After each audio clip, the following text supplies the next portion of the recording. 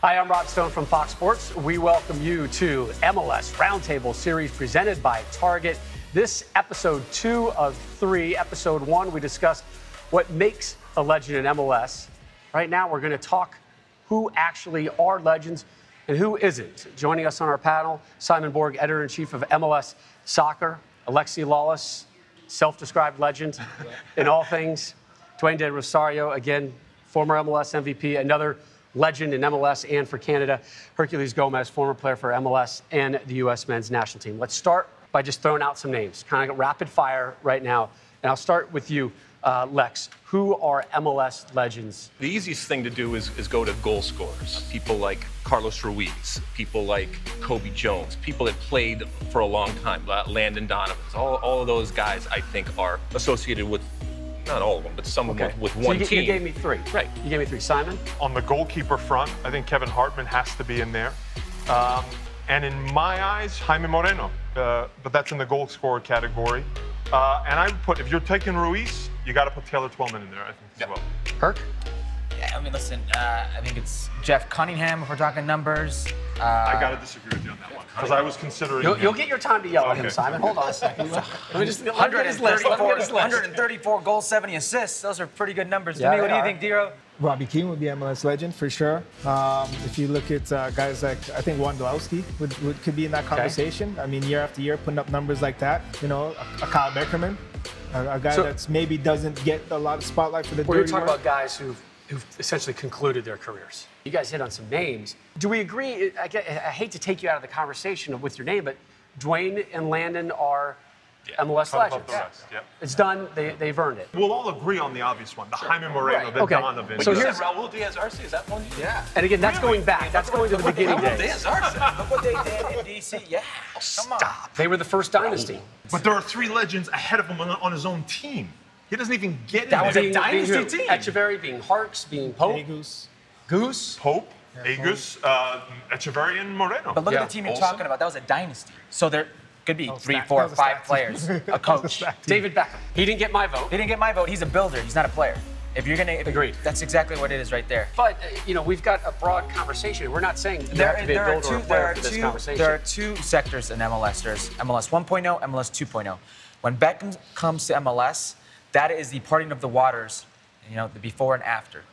Isn't that alone enough to be a legend? That's just a builder. As a player, it's tough because he didn't have any defining moments in his career. You could say MLS. Just by stepping on the field, that was the defining moment. Okay, so you sat here and told me Cuauhtemoc Blanco wouldn't be considered. Just by stepping on the field is a defining moment. If it's Blanco versus Beckham, I don't think it's a competition. It's not a competition. No.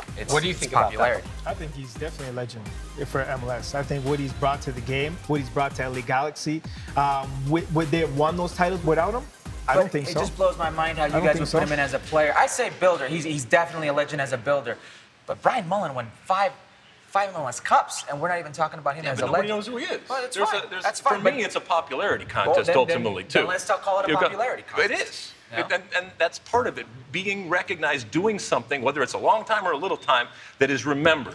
And you are known for it, you are popular for it. Brian Mullen, go ask those kids that are watching us over there if they know who Brian Mullen is. We do. We've been around, and what he did from a statistical standpoint is incredible. But is he an MLS legend? Now, the Jeff Cunningham one I think is interesting. You mentioned Jeff Cunningham. He has the numbers. Roy Lasser had numbers. Jason Kreis had numbers. Correct. Jason Kreis, I think, is a good club legend, both for Salt Lake and Dallas.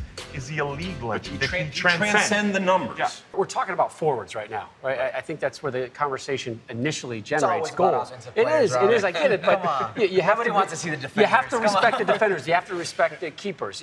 You're a unique situation because of your brand, your personality that you had coming into the league. It's got to be that much more difficult to be a defender, to be honored as a Hall of Famer. What defenders do you feel belong on that short list? Short list, Agus type of folks, and because of big numbers, though. Well, he also benefited from the national team exposure, and once you get part of the national team, you have that added exposure, and it goes to the popularity type of question. And yes, so you're factoring that in, national team. Yeah, it's MLS legend as opposed to an MLS team legend. All right, we need to clarify that. So you have to not only transcend the stats, but you have to transcend your team.